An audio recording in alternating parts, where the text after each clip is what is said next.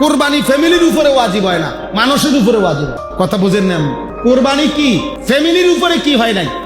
কোরবানি হলো সম্পদ আছে যার কাছে তার উপরে ওয়াজিব হয়। এবারে সে কি বিবাহিত না অবিবাহিত এটা দেখার বিষয় না। সে কি সংসারে এক লগে নাকি ভিন্ন ভিন্ন, তারা কি চারো ভাই এক ঘরে খায় না আলগা ঘরে খায় এইটা দেখার কিছু না। তারা কি বাপের লগে একসাথে নাকি ভিন্ন ভিন্ন, খোদার কসম এটা কোনো বিষয় না। পোলাটা বিয়ে করছে না বিয়ে করে নাই এটাও কোনো বিষয় না। কোরবানি হলো সম্পদের হিসাব। তাহলে এখন বিদেশের ছেলেটা মনে করেন ওই বিয়েও করে নাই, ধরে নিলাম বাড়িতে টাকা পাঠাইছে 30,000, তো তার বাপের নামে মার নামে কোরবানি হয়েছে। ভালো, বাপমার কোরবানি সে সহযোগিতা করছে, সে তো সারা বছরই দান করে, মা বাবারে হাদিয়া দেয়, টাকা পাঠায় বাড়িতে, তো এখনো দিছে, বাপমার খেদমত করতে হবে না? তো করছে।